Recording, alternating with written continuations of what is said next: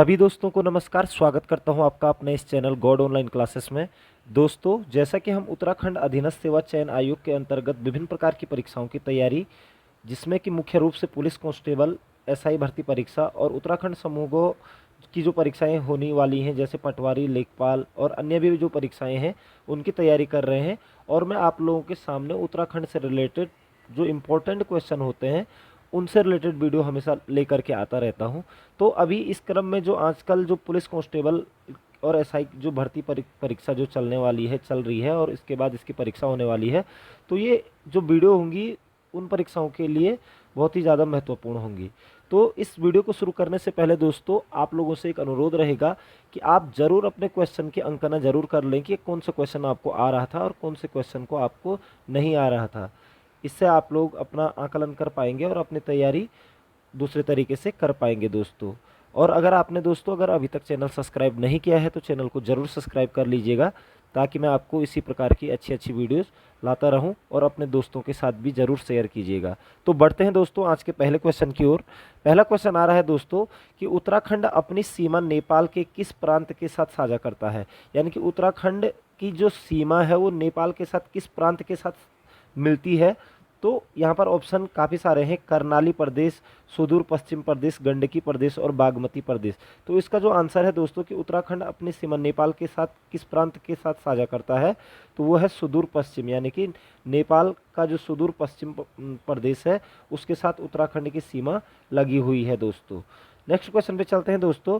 2011 की जनगणना के अनुसार उत्तराखंड की साक्षरता दर कितनी है। तो दोस्तों 2011 की जनगणना के अनुसार जो उत्तराखंड की साक्षरता दर है, लिटरेसी रेट, वो है आपका 79.63% दोस्तों। याद रखेंगे 79.63%। अब 2021 की जनगणना के आंकड़े आएंगे तो उसके बाद वो भी हमें पता लग जाएगा। तो 2011 की जनगणना के अनुसार उत्तराखंड की जो साक्षरता है वो 79.63% है। नेक्स्ट क्वेश्चन पे चलते हैं दोस्तों। चिपको आंदोलन को किस वर्ष राइट लाइवलीहुड अवार्ड से सम्मानित किया गया? राइट लाइवलीहुड, ठीक है, अवार्ड से सम्मानित किया गया था। तो चिपको आंदोलन को राइट लाइवलीहुड अवार्ड से जो सम्मानित किया गया था दोस्तों, वो किया गया था आपका 1987 को। याद रखेंगे 1987 ईस्वी में चिपको आंदोलन को राइट लाइवलीहुड अवार्ड से सम्मानित किया गया था दोस्तों। नेक्स्ट क्वेश्चन पे चलते हैं दोस्तों। किस शहर को विश्व की योग राजधानी के रूप में भी जाना जाता है? तो विश्व की योग राजधानी के रूप में जो जाना जाता है वो जाना जाता है दोस्तों ऋषिकेश को। याद रखेंगे, कई बार लोग हरिद्वार कर देते हैं, जो कि नहीं है। ऋषिकेश को विश्व की योग राजधानी के रूप में जाना जाता है दोस्तों। नेक्स्ट क्वेश्चन पर चलते हैं। उत्तराखंड की किस झील को रहस्यमय झील के नाम से भी जाना जाता है? ये बहुत बार पूछा जाता है क्वेश्चन। तो रहस्यमय झील के रूप में जो जाना जाता है दोस्तों, वो जाना जाता है आपका रूपकुंड को, और ये रूपकुंड आपका चमोली जनपद में स्थित है दोस्तों। याद रखेंगे। नेक्स्ट क्वेश्चन पे चलते हैं। शाह की उपाधि का प्रयोग करने वाला गढ़वाल का प्रथम राजा कौन था? तो यहाँ पर ऑप्शन है बलभद्र शाह, महिपत शाह, फतेह शाह और उपेंद्र शाह। तो दोस्तों शाह की उपाधि जो सबसे पहले प्रयोग की थी वो की थी आपका बलभद्र शाह ने। याद रखेंगे, कई बार क्वेश्चन पूछा जाता है। बल यानी कि जिसके अंदर बल था उसने अपने आगे शाह लगाया, तो इस तरीके से आप याद रख सकते हैं। बलभद्र शाह ने सबसे पहले अपने नाम पर शाह जोड़ा था दोस्तों। नेक्स्ट क्वेश्चन पे चलते हैं। ऐतिहासिक कृति गढ़राज वंश का इतिहास किसने लिखी थी? दोस्तों बहुत ज़्यादा इंपॉर्टेंट क्वेश्चन है, गढ़राज वंश का इतिहास। तो गढ़राज वंश का इतिहास जो लिखा था वो लिखा था आपका मौलाराम ने। याद रखेंगे दोस्तों, गढ़राज वंश का इतिहास मौलाराम ने लिखा है दोस्तों। नेक्स्ट क्वेश्चन है। 24 फरवरी 1960 को उत्तरकाशी को किस जिले से अलग करके एक नया जिला बनाया गया था? तो ये तो हमें पता ही है कि उत्तरकाशी जो जनपद है इसकी स्थापना 1960 में हुई थी, ठीक है। और 1960 में 3 जिले बने थे दोस्तों, एक तो चमोली बना था, एक उत्तरकाशी बना था, एक पिथौरागढ़ बना था। याद रखेंगे। तो उत्तरकाशी को किस जिले से अलग करके बनाया गया था? तो इसका राइट आंसर हो जाएगा टिहरी दोस्तों। याद रखेंगे। नेक्स्ट क्वेश्चन पे चलते हैं। गंगोत्री मंदिर का निर्माण अमर सिंह थापा द्वारा कब किया गया था? तो ये क्वेश्चन ये भी बनता है कि गंगोत्री मंदिर का निर्माण किसके द्वारा कराया गया था? तो अमर सिंह थापा ने कराया था। ये आपका गोरखा शासक था, ठीक है। और कब कराया गया था? तो ये इसका आंसर हो जाएगा दोस्तों 1807 ईस्वी में।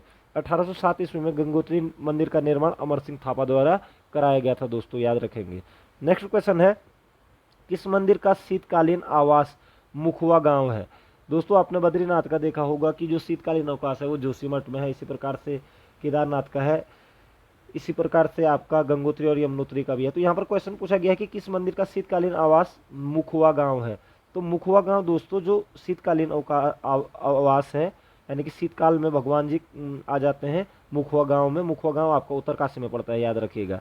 और ये है शीतकालीन आवास मुखवा गांव जो है वो है आपका गंगोत्री का। गंगोत्री मंदिर का जो शीतकालीन आवास है दोस्तों वो मुखवा गांव उत्तरकाशी है, याद रखेंगे। ठीक है, क्वेश्चन आ सकता है। नेक्स्ट क्वेश्चन पे चलते हैं दोस्तों। विश्वनाथ मंदिर उत्तरकाशी की शैली क्या है, यानी कि विश्वनाथ मंदिर कहाँ है, तो उत्तरकाशी में है। और इसकी जो शैली कौन सी शैली में बनाया गया है ये, तो दोस्तों विश्वनाथ मंदिर जो उत्तरकाशी का है ये आपका कत्यूरी शैली का बनाया गया है दोस्तों, याद रखेंगे इसे। नेक्स्ट क्वेश्चन पे चलते हैं। निम्नलिखित में से कौन सा ग्लेशियर उत्तरकाशी में नहीं है, तो यहाँ पर ऑप्शन है डोरियानी ग्लेशियर, खिमलोगा ग्लेशियर, सतोपंथ ग्लेशियर और चतुरंगी ग्लेशियर। तो दोस्तों आपको बता दूंगा सतोपंथ ग्लेशियर जो है वो चमोली जनपद में है, बाकी डोरियानी, खिमलोगा और चतुरंगी आपका उत्तरकाशी में है। तो सतोपंथ इसका आंसर हो जाएगा कि नहीं है, ये चमोली जनपद में है दोस्तों।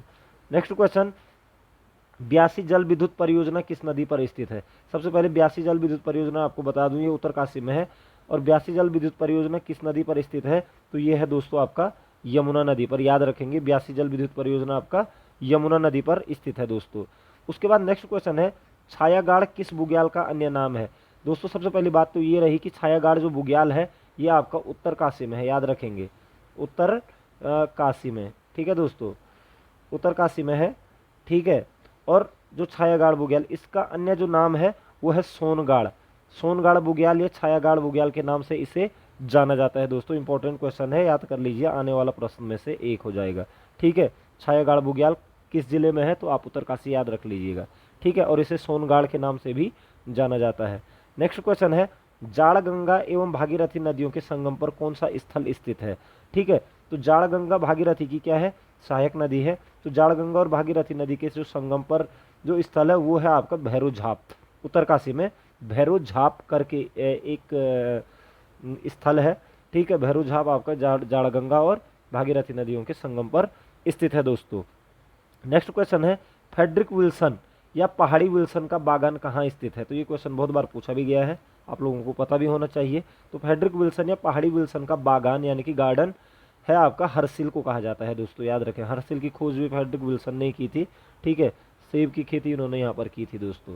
ठीक है, तो हरसिल को फ्रेडरिक विल्सन या पहाड़ी विल्सन के का बागान के नाम से भी जाना जाता है दोस्तों। नेक्स्ट क्वेश्चन पे चलते हैं, बिसपुरिया गुफा कहाँ स्थित है। तो दोस्तों सबसे पहली बात तो बिसपुरिया जो गुफा है ये भी आपकी कहाँ है, उत्तरकाशी में है, उत्तरकाशी में है दोस्तों, ये याद रखेंगे आप लोग, बिसपुरिया गुफा। ठीक है, और ये आपका उत्तरकाशी के कहाँ स्थित है। अब इजी हो गया क्वेश्चन। क्वेश्चन वैसे ग्रुप सी में इसी प्रकार से पूछा जाएगा कि बिसपुरिया गुफा किस जिले में है, तो आप कहेंगे उत्तरकाशी में, लेकिन यहाँ पर पूछा गया है कि कहाँ पर है। तो आप ये अंदाजा लगा लीजिए कि उत्तरकाशी के कहाँ है ये, तो ये है आपका नाड़ा गांव दोस्तों, याद रखिएगा। ठीक है, उत्तरकाशी के नाड़ा गांव में बिसपुरिया गुफा स्थित है दोस्तों, ये चीज़ हम याद रखेंगे। नेक्स्ट क्वेश्चन है, मेलों इत्यादि के आयोजन से लड़की को भगाकर की जाने वाली शादी को क्या कहते हैं। ठीक है, मेलों में लड़की को भगाकर जो शादी की जाती थी उसे क्या कहा जाता है। ठीक है, और ये भी उत्तरकाशी के जो ये कह सकते हैं हम कि एक जाति है वहाँ पर जौनसारी, हाँ जौनसारी जो लोग होते हैं लगभग वहाँ पर ये ज़्यादा होता है। ठीक है, मेलों इत्यादि के आयोजन पर लड़की को भगाकर शादी कराई जाती है, तो ये इसको कहते हैं ओडाल प्रथा, याद रखेंगे दोस्तों। ओडाल प्रथा, मेलों में लड़की को भगाकर की जाने वाली शादी को ओडाल प्रथा कहा जाता है दोस्तों, और ये उत्तरकाशी में प्रचलित है दोस्तों। नेक्स्ट क्वेश्चन है, उत्तरकाशी में किस स्थान से चित्रित धूसर मृद भांड के अवशेष प्राप्त हुए हैं। तो चित्रित धूसर मृद भांड के जो अवशेष ये कह सकते हैं हम कि पाषाणकालीन जो एक सभ्यता है, चित्रित धूसर मृद भांड के अवशेष जो उत्तरकाशी में पूछा जा रहा है, तो ये पाया गया है पुरोला में दोस्तों, याद रखेंगे। पुरोला एक स्थान है उत्तरकाशी का, और यहाँ पर चित्रित धूसर मृद भांड के अवशेष प्राप्त हुए हैं दोस्तों। नेक्स्ट क्वेश्चन है, केदार ताल कहाँ स्थित है। तो बहुत बार पूछा जाता है ये, कई लोग केदारनाथ समझकर केदार ताल को केदारनाथ समझ करके रुद्रप्रयाग कर देते हैं, जो कि गलत है दोस्तों। केदार ताल भी आपका उत्तरकाशी में स्थित है, याद रखेंगे। केदार ताल आपका उत्तरकाशी में हो जाएगा दोस्तों, याद रखना। उसके बाद दोस्तों देखिए, कुटेटी देवी मंदिर किस पर्वत पर स्थित है। कुटेटी जो देवी मंदिर है दोस्तों ये भी उत्तरकाशी में है, याद रखेंगे। उत्तरकाशी में ये मंदिर स्थित है, कुटेटी देवी मंदिर, ठीक है। और ये कौन से पर्वत पर स्थित है, तो ये आपका ऐरावत पर्वत पर स्थित है दोस्तों। ये चीज़ आप क्लियर रखेंगे, कुटेटी देवी मंदिर ऐरावत पर्वत पर स्थित है दोस्तों। नेक्स्ट क्वेश्चन पे चलते हैं। लिमची गाड़ परियोजना किस नदी पर है? लिमची गाड़ परियोजना, क्योंकि दोस्तों अब ग्रुप सी में बड़े अजीबोगरीब क्वेश्चन पूछे जाते हैं, तो इस तरीके का क्वेश्चन भी बन सकता है कि लिमची गाड़ परियोजना किस नदी पर है, तो यह है दोस्तों आपका भागीरथी नदी पर, याद रखेंगे। लिमची गाड़ परियोजना भागीरथी नदी पर उत्तरकाशी में स्थित है दोस्तों, ये आप क्लियर रखेंगे अपने माइंड में। उसके बाद तरुण पर्यावरण विज्ञान संस्थान, जो कि कहाँ पर है दोस्तों? उत्तरकाशी में है। तरुण पर्यावरण विज्ञान संस्थान उत्तरकाशी के किस विकास खंड में स्थित है? तो दोस्तों ये आपका डुंडा में है। ये तो नहीं पूछा जाएगा कि किस विकास खंड में स्थित है, लेकिन आपको याद रखना है तरुण पर्यावरण विज्ञान संस्थान उत्तरकाशी में है, जो कि डुंडा विकास खंड में स्थित है दोस्तों। तो दोस्तों नेक्स्ट क्वेश्चन पे चलते हैं। उत्तरकाशी से गोमुख तक का क्षेत्र कब इको सेंसिटिव जोन घोषित किया गया?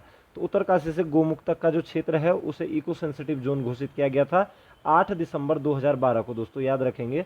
8 दिसंबर 2012 को उत्तरकाशी से गोमुख तक के क्षेत्र को इको सेंसिटिव जोन के रूप में घोषित किया गया था। तो आई होप दोस्तों कि आपको प्रश्न समझ में आ गए होंगे, और अगर नहीं आते हैं तो आप दोबारा भी इस वीडियो को देख सकते हैं। जो आपको इंपॉर्टेंट लगता है उसे आप नोट डाउन कर लीजिएगा, क्योंकि बहुत ज़्यादा इंपॉर्टेंट क्वेश्चन है इसमें जो परीक्षाओं की दृष्टि से महत्वपूर्ण है।